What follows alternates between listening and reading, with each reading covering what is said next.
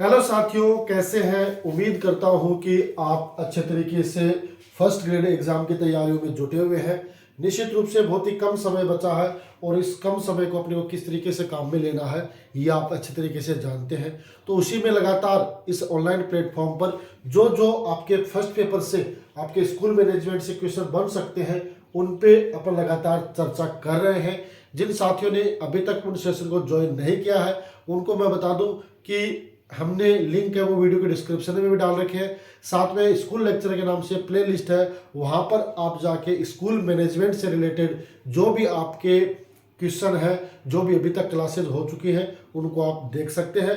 तो निश्चित रूप से आज का जो सेशन है उसमें अपन कुछ और महत्वपूर्ण जो आपके एग्जाम से related school lecturer first grade जिसमें स्कूल मैनेजमेंट के जो टॉपिक है उनसे रिलेटेड जो क्वेश्चन है उन पे आज के इस सेशन में बात करेंगे। इसलिए जो भी साथी हमारे साथ पहली बार जुड़े हैं वो एक बार चैनल को सब्सक्राइब कर ले और साथ में सेशन को शेयर कर दे ताकि आज का जो इन्फॉर्मेटिव सेशन है वो हर विद्यार्थी के काम में आए, है ना। तो शिक्षा का प्रसार जितना अच्छा होगा उसी का जो फायदा है, बेनिफिट है, हर व्यक्ति हर जरूरतमंद व्यक्ति तक पहुंचेगा। ठीक है साथियों, तो आज के इस सेशन को स्टार्ट कर रहे हैं कुछ महत्वपूर्ण क्वेश्चनों के साथ और आपका काम इतना ही है कि भाई आपको फटाफट उसका जवाब है वो देना है ना। देखो आपके सामने है पहला ही क्वेश्चन है ना। SIQE का पूरा नाम क्या है ना। SIQE है ना। SIQE का पूरा नाम क्या है।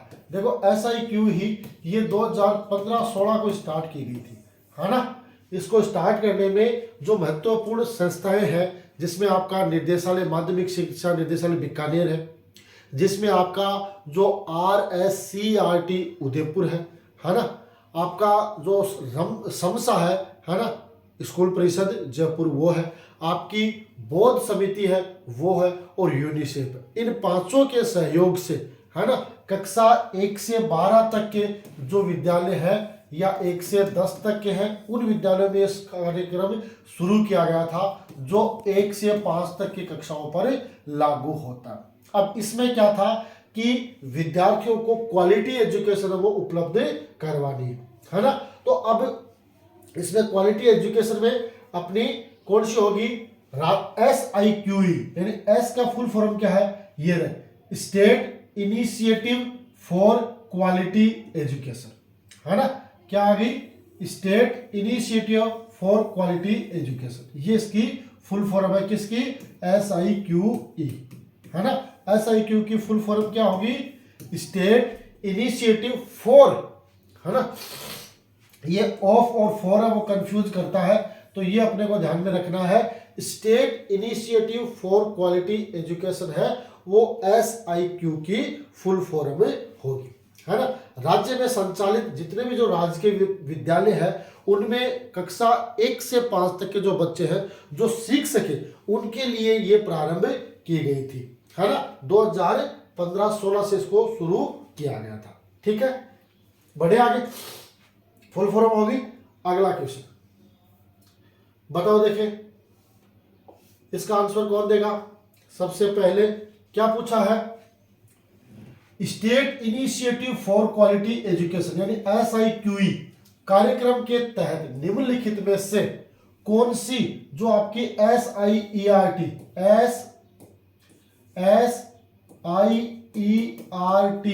जिसको अपन क्या कहते हैं, RSCERT ये कहते हैं इसको, है ना। ये पुराना नाम है, ये चलता है। देखो 2022 का प्रश्न है ना, 2022 में आया हुआ प्रश्न है, फिर भी इसने क्या दिया है, SIERT दिया, जबकि इसका नाम है वो 2018 में चेंज हो गया था और SIERT की जगह RSCERT इसका नाम है वो कर दिया गया था। लेकिन अपने को कंफ्यूज नहीं होना है, चाहे वो SIERT कहे चाहे RSCERT कहे, दोनों एक है, सिर्फ नाम परिवर्तन किया गया है। दोनों ही नाम की ये संस्था है, ये उदयपुर में है ना। कक्षा 8 तक के जो भी क्या कहते हैं एग्जाम से रिलेटेड भी काम करती है, एक 8 और 5 के लिए। इसके अलावा जो NMMS की परीक्षा उनका आयोजन करवाती है ना। तो ये कुल मिलाकर अच्छा काम है वो कर रही है। अब इसका क्या पूछा है कि किसके बारे में पूछा है, कि state initiative for quality education कार्यक्रम के तहत निम्नलिखित में से कौन सा,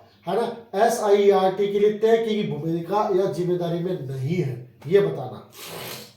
भाई हर जो संस्था होती है उनको कोई न कोई जिम्मेदारी कार्य दिया जाता है और वो काम वो करती है। तो देखो पहला क्या है कि राजकीय पदाधिकारियों की भागीदारी को सुनिश्चित और देखरेख करना, डाइट्स की भागीदारी को सुनिश्चित करना और कार्यक्रम गतिविधियों को लागू करने में क्षमता है संवर्धन करना, प्रभावी कार्यक्रमों को लागू करने की तकनीकी सहायता प्रदान करना और अकादमिक निवेश को नियमित समीक्षा करना। ये आपसे पूछा है ना। तो इसमें कौन सा काम है जो किसका नहीं है, आपका RSCERT का नहीं है ना। बताओ देखिए इसमें, तो देखो जो डाइट की भागीदारी है ना, डाइट की भागीदारी को सुनिश्चित करना और कार्यक्रम गतिविधियों को लागू करने में क्षमता संवर्धन करना, ये किसका है, SIERT या RSCERT काम है।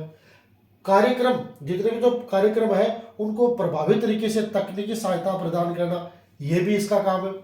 अकादमिक निवेश को नियमितीकरण करना, यह भी इसका काम है। लेकिन राजकीय पदाधिकारियों की भागीदारी को सुनिश्चित करना और देखरेख करना, यह किसका है, यह है आपका माध्यमिक शिक्षा निदेशालय बीकानेर का काम है ना। तो ये काम इसका नहीं होगा, तो ये आपका ए है वो सही आंसर हो जाएगा। क्या होगा, ए है वो सही आंसर होगा। तो ये काम किसका रहेगा, ये रहेगा आपका माध्यमिक शिक्षा बीकानेर का। बाकी 3 काम है वो किसके रह जाएंगे, आपके RSCERT या SIERT, है ना। दोनों में से कोई भी नाम आप बता सकते हो, ये इनका काम है वो हो जाएगा। ठीक है, तो ये विशेष ध्यान रखना, ये काम किसका रहेगा, माध्यमिक शिक्षा बीकानेर का। बढ़े आगे,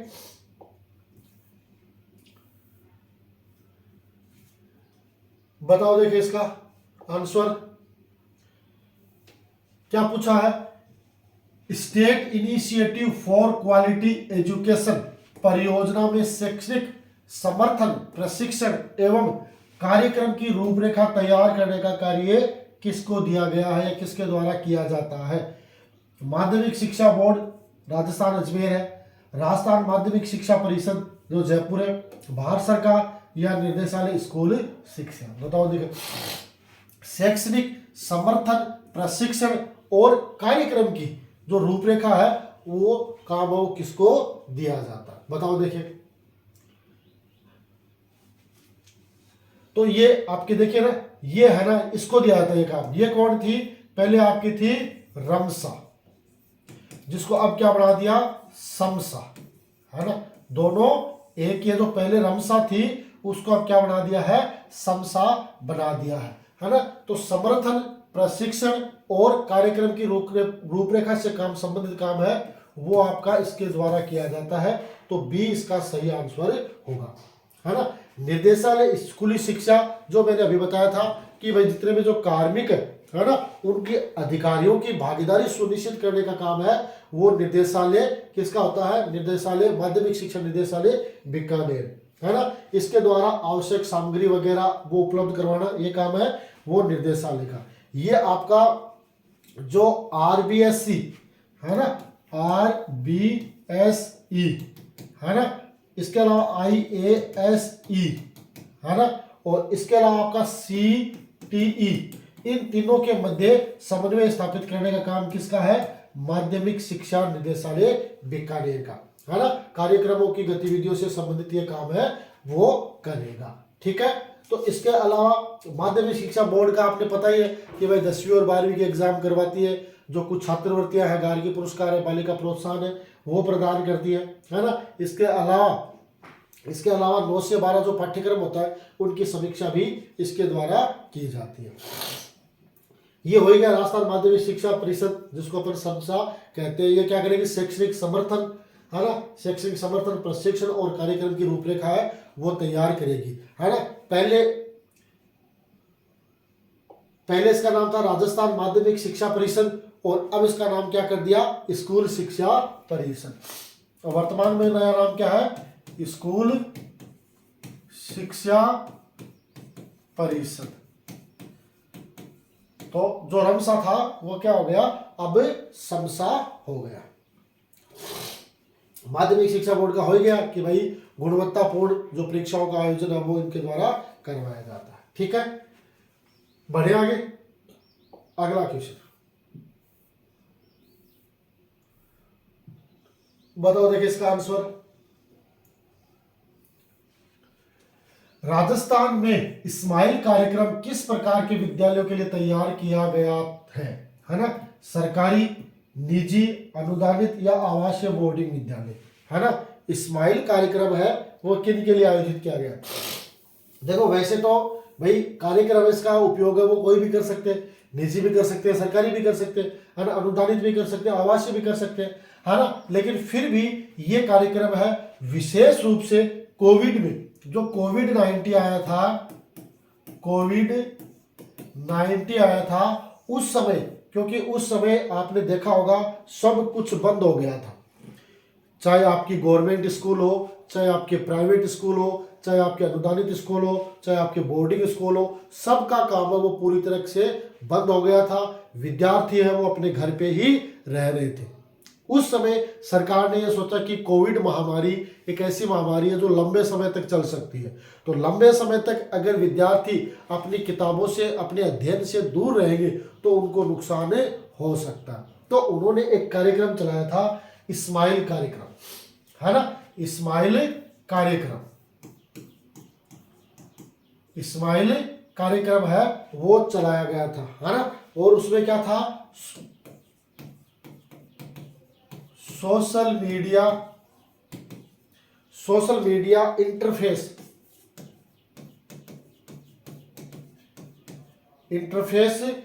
फॉर लर्निंग,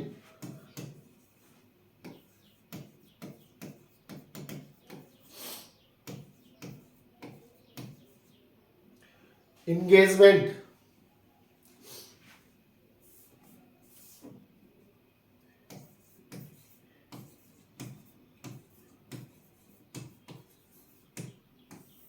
ये कार्यक्रम में चलाया गया था। क्या था? स्माइल यानी social media interface for learning engagement, है ना? ये कार्यक्रम चलाया गया था। ये कार्यक्रम वैसे तो सरकार ने 3 तरीके से चलाया था कि स्माइल फर्स्ट,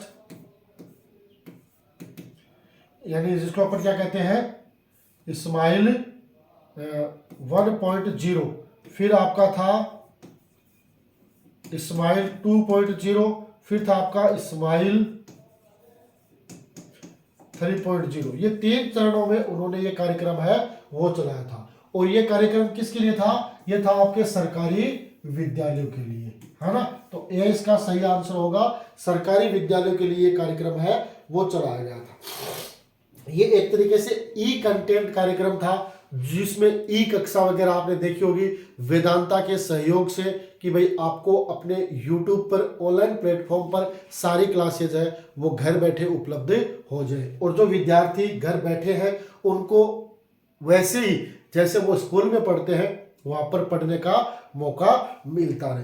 तो ये आपके सरकारी विद्यालयों के लिए चलाया गया था, कोविड-19 में चलाया गया था, और इसकी फुल फॉर्म होती है social media interface for learning engagement, है ना? ये कार्यक्रम 3 चरणों में चलाया गया था, स्माइल फर्स्ट, स्माइल सेकंड और स्माइल थर्ड। क्योंकि आपको पता है कि कोविड महामारी है वो 2 बार आई थी, एक बार 2020 में और फिर वापस सेकंड जो लहर बोलते हैं वो 2021 में आई थी। ठीक है, बढ़े आगे। बताओ, देखिए इसकी फुल फॉर्म अभी मैंने बता दी है, तो आराम से आप बता दोगे, कोई दिक्कत नहीं है ना? क्या है? स्कूल में ई लर्निंग के लिए प्रोजेक्ट स्माइल का पूर्ण रूप से क्या नाम है, पूरा नाम क्या है ना? बताओ, देखिए social media interface for learning engagement, social media interaction for learning engagement, social media interface for learning enhancement, social media interaction for learning engagement. देखो, है ना?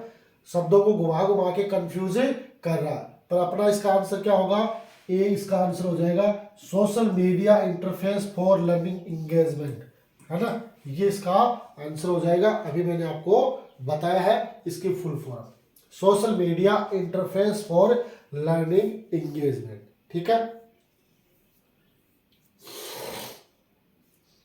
बढ़े आगे। बताओ देखिए इसका आंसर कौन देगा, क्या है? राजस्थान सरकार द्वारा सर्वप्रथम इस्माइल कार्यक्रम कब शुरू किया गया था, है ना? तो इस्माइल कार्यक्रम है वो 3 चरणों में शुरू किया गया था, है ना? एक तो था आपका इस्माइल 1.0, एक था आपका इस्माइल 2.0, तीसरा था आपका इस्माइल 3.0। अब देखो इसको अलग अलग तैयार किया गया था, है ना? जो आपका पहला इस्माइल कार्यक्रम था वो था आपका 13 अप्रैल 2020 को, है ना? 13 अप्रैल 2020 को स्टार्ट किया गया था। जो दूसरा आपका इस्माइल कार्यक्रम था, है ना, क्योंकि वापस कोरोना की लहर आई थी, तो दूसरा था आपका 2 नवंबर 2020 को, 2 नवंबर 2020 को, है ना? और तीसरा आपका कार्यक्रम था 21 जून 2021 को, 21 जून 2021 को ये इस्माइल 3.0 आया था। तो ये क्या कह रहा है, कब शुरू किया गया था? तो ये कब हो गया? 13 अप्रैल 2020 को। तो इसका भी आंसर क्या होगा? ए इसका आंसर हो जाएगा, है ना? पहला जो कार्यक्रम था 13 अप्रैल 2020 को, जिसका उद्देश्य क्या था कि 1 से 12 तक के जो विद्यार्थी है उनको घर बैठे ई कक्षा के माध्यम से कंटेंट और सामग्री वो उपलब्ध करवाना, है ना? इसमें 2 तरीके के आपने ग्रुप देखे होंगे, है ना, कि 2 तरीके के जो व्हाट्सएप, क्योंकि ये सोशल मीडिया के माध्यम से और व्हाट्सएप ग्रुप के माध्यम से था। तो एक तो ग्रुप 1 था, ग्रुप 1, है ना? तो ये भी आपका डिजिटल लर्निंग से रिलेटेड था, है ना? डिजिटल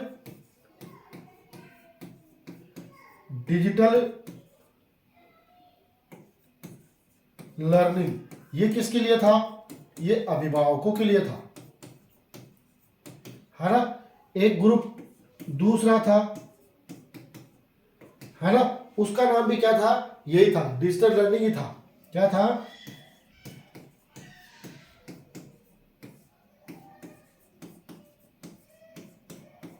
ये किसके लिए था? ये शिक्षकों के लिए था, है ना? तो ये ग्रुप बनाए गए थे, व्हाट्सएप ग्रुप, जिसमें एक डिजिटल लर्निंग जो अभिभावक से रिलेटेड था और डिजिटल लर्निंग जो दूसरा शिक्षकों से रिलेटेड माना जाता है। ठीक है, तो ये थोड़ी सी डेट है, इनकी ध्यान रख लेना कि भाई इस्माइल कार्यक्रम में पहला है वो 13 अप्रैल 2020, दूसरा है 2 नवंबर 2020 और तीसरा है वो 21 जून 2021 से प्रारंभ किया गया था। ठीक है, बढ़े आगे। बताओ देखिए इसका आंसर कौन देगा, फटाफट इसका आंसर बताओ देखिए।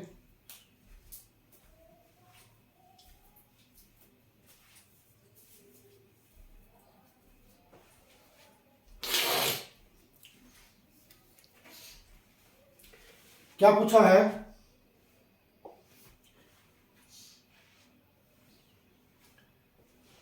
राजस्थान शिक्षा विभाग द्वारा वैश्विक महामारी अवधि में बच्चों को घर में पढ़ सकने की सुविधा प्रदान के हेतु प्रारंभ किए गए कार्यक्रम का नाम बताना है। दीक्षा कार्यक्रम, सहेली, स्माइल, इमली। बताओ देखिए कौन सा इसका आंसर होगा। बताओ देखिए इसका कौन सा आंसर होगा। तो आपको पता ही है कि आपने देखा होगा कि इस्माइल कार्यक्रम वो शुरू किया गया था, 3 चरणों में शुरू किया गया था, है ना? एक चरण था 13 अप्रैल 2020, दूसरा चरण 2 नवंबर 2020 और तीसरा चरण 21 जून 2021 को ये प्रारंभ किया गया था, है ना? तो घर बैठे विद्यार्थियों को ऑनलाइन कंटेंट है वो यूट्यूब के माध्यम से उपलब्ध करवाया जाता था, जिसमें विद्यार्थी घर बैठे अपने अध्ययन को जारी रख सकते हैं। ठीक है, बढ़े आगे अगले क्वेश्चन की ओर। बताओ देखिए इसका आंसर।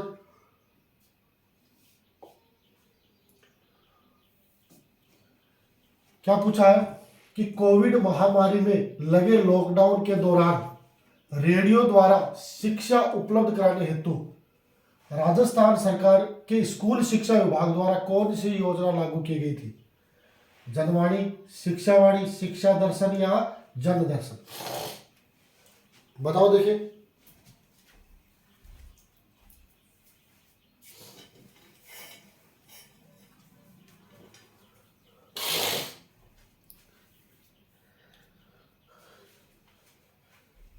ये रेडियो के माध्यम से उपलब्ध करवाई गई थी, है ना, कि आप रेडियो जो एफएम है उस पे भी आप बैठे बैठे घर पे अपनी जो कंटेंट है उनको सुन सके, है ना।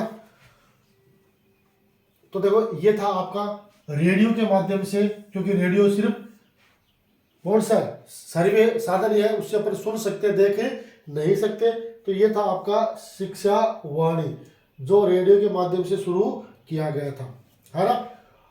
इसकी शुरुआत है वो 11 मई 2020 को की गई थी, है ना। इसकी शुरुआत है वो 11 मई 2020 को की गई थी और उस समय क्या था? कोविड-19। तो कोविड-19 में कि जो महामारी चल रही थी उसमें विद्यार्थियों को घर बैठे, है ना, घर बैठे उनको जानकारी मिले वो सुने, है ना। तो इनका जो ध्येय वाक्य भी दे रखा है कि उस समय किस ध्येय वाक्य के साथ इस कार्यक्रम का आगाज किया गया था। ये इसका ध्येय वाक्य है आपका, प्यारे बच्चे कान लगाओ, प्यारे बच्चों कान लगाओ, क्योंकि रेडियो पर सुना जाएगा, देख नहीं सकते, कान लगाओ, पढ़ते जाओ, बढ़ते जाओ, पढ़ते जाओ, बढ़ते जाओ।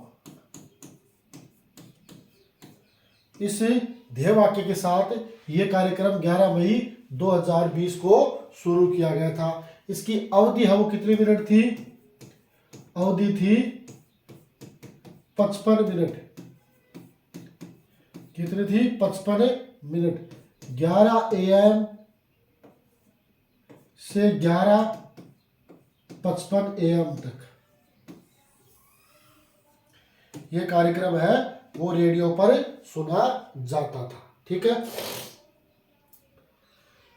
इसके अलावा एक था, ये भी था, कौन सा? शिक्षा दर्शन, है ना। शिक्षा दर्शन, उसी समय शिक्षा दर्शन की भी शुरुआत हुई थी कि कोविड के समय आप रेडियो पे सुन सकते हैं। इसके अलावा आप दूरदर्शन जो चैनल था, है ना, दूरदर्शन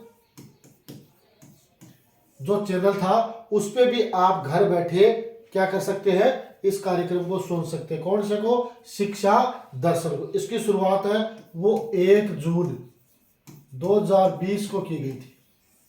कौन से की? शिक्षा दर्शन की शुरुआत। शिक्षा दर्शन की शुरुआत है 1 जून 2020 को की गई थी और इसका जो ध्येय वाक्य क्या था? इसका ध्येय वाक्य क्या था कि भाई बच्चों देखो ज्ञान बढ़ाओ,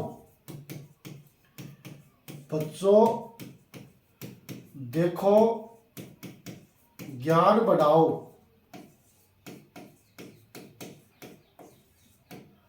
बच्चों देखो ज्ञान बढ़ाओ, पढ़ते जाओ, बढ़ते जाओ,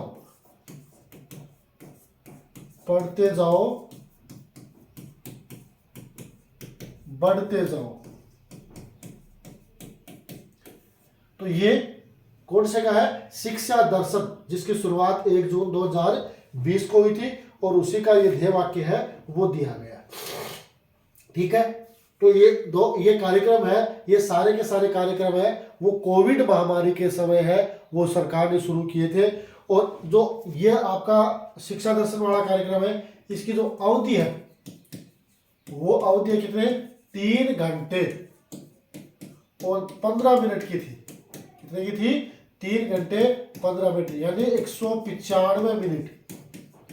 195 मिनट तक आप इसको सोमवार से लेकर शनिवार का जो स्लॉट था उसमें आप इसको देख सकते हैं। वैसे ये कार्यक्रम भी सोमवार से शनिवार के बीच ही था 55 मिनट का, और ये भी सोमवार से शनिवार जो शिक्षा दर्शन के नाम से अपने जानते हैं, ठीक है। बढ़े आगे। बताओ देखिए क्या पूछा है। राइज दीक्षा पोर्टल, राइज दीक्षा पोर्टल पर राइज का पूर्ण रूप है Rajasthan interface for school educators, Rajasthan initiative of school education, Rajasthan interface of school education, Rajasthan initiative for school educators. बताओ देखिए जो आपका राइज है, राइज है इसकी फुल फॉर्म है वो आपको बतानी है ना। तो इसकी फुल फॉर्म क्या हो जाएगी, राजस्थान इंटरफेस, है ना, Rajasthan interface, interface for school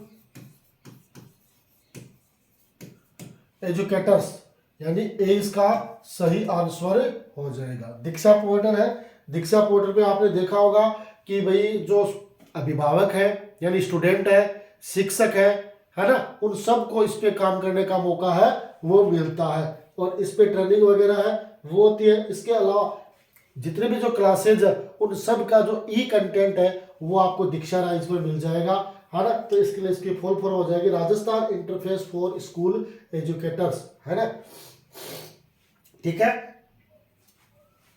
जो जो आपका एनसीईआरटी है उसके द्वारा राष्ट्रीय शिक्षक परिषद जो एनसीईआरटी है उन्होंने मिलकर इस कार्यक्रम को शुरू किया और इसका जो ध्येय वाक्य है, ध्येय वाक्य है वो क्या निर्धारित किया गया, हमारे जो शिक्षक उनके लिए, हमारे शिक्षक हमारे नायक, हमारे शिक्षक हमारे नायक, इसके नाम से क्या लिखा है, इसका ध्येय वाक्य है वो निर्धारित किया गया, किसका, राइज का, ठीक है। बढ़े आगे, अगला क्वेश्चन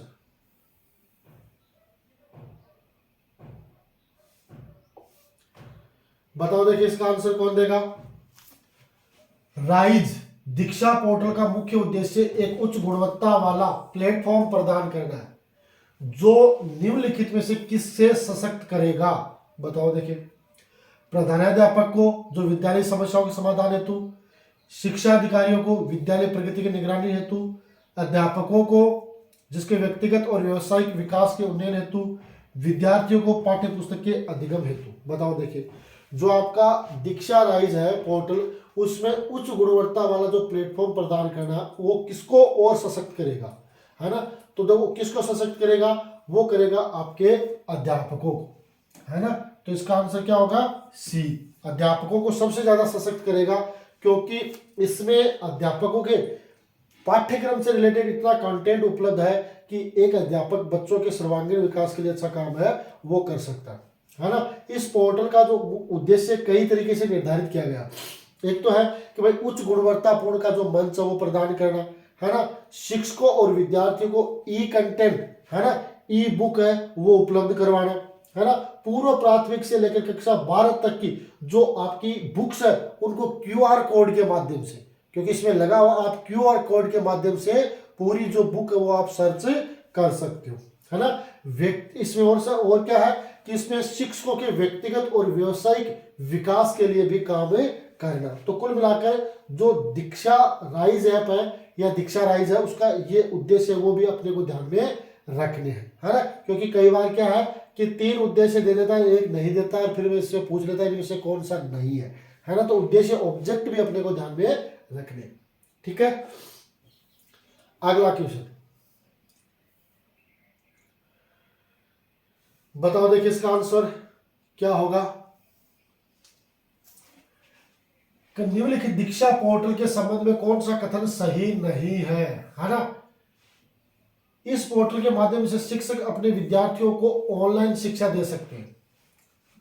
इस पोर्टल का उपयोग केवल अध्यापकों द्वारा ही किया जा सकता है। राष्ट्रीय डिजिटल अवसंरचना को उनकी एनसीईआरटी पुस्तकों में दिए गए क्यूआर कोड को स्कैन के बाद ही एक्सेस किया जा सकता है। इंटरनेट कनेक्टिविटी के बिना पाठ्यक्रम सामग्री संग्रहित और शेयर नहीं की जा सकती, है ना। क्या पूछा है, इंटरनेट कनेक्टिविटी के बिना पाठ्यक्रम सामग्री को संग्रहित भी नहीं किया जा सकता और शेयर भी नहीं किया जा सकता, ये इसमें पूछा है। और कौन सा इसमें सही नहीं है ये पूछा है। तो देखो इस पोर्टल के माध्यम से शिक्षक अपने विद्यार्थियों को ऑनलाइन शिक्षा दे सकते हैं, कहीं कोई दिक्कत नहीं है। राष्ट्रीय डिजिटल अवसंरचना में जो एनसीईआरटी की बुक है वो क्यूआर कोड से स्कैन की जा सकती है, ये भी सही है ना। लेकिन इसमें ये लिखा कि केवल अध्यापक कर सकते हो, तो ये गलत है। अध्यापक के अलावा जो बच्चे हैं वो भी इसका प्रयोग कर सकते हैं। और एक ये है ना, ये इसका गलत है। क्या है, इंटरनेट कनेक्टिविटी के बिना पाठ्यक्रम को संग्रहित और शेयर नहीं किया जा सकता, तो इसलिए आपके बी और डी है वो इसके गलत हो जाएंगे, तो ए इसका सही आंसर हो जाएगा। ठीक है, ठीक है साथियों, क्या हो जाएगा, ए इसका सही आंसर हो जाएगा। तो इसके बारे में जो दीक्षा राइज है उसके बारे में अपने को कंप्लीटली जो मैटर अपने पास है उनको पूरा पढ़ के जाना है ना, क्योंकि लगभग कोई बहुत ज्यादा इसमें चीज है नहीं। जो पॉइंट दे रखे हैं उसके 5 या 6 पॉइंट, या तो ऑब्जेक्ट होता है, या कब शुरू किया गया, किसके लिए होता है, क्या इसमें कंटेंट होता है, यही सामान्य जानकारियां हैं वो आपसे पूछी जाती है। और सामान्य जानकारियों को अगर कंप्लीटली आप पूरा करते हो तो आपका प्रश्न है वो सही होता है। तो ये था आज का एक और शानदार छोटा सा सेशन जो आपके साथ शेयर किया गया है। निश्चित रूप से आज का सेशन है वो आपके लिए बड़ा खास और इन्फॉर्मेटिव रहा है, ऐसी मैं आशा और विश्वास रखता हूँ। अगर आप भी ऐसा सोचते हो जरूर आज के सेशन को लाइक करें, चैनल को सब्सक्राइब करें। मिलेंगे अगले सेशन में, तब तक के लिए गुड बाय।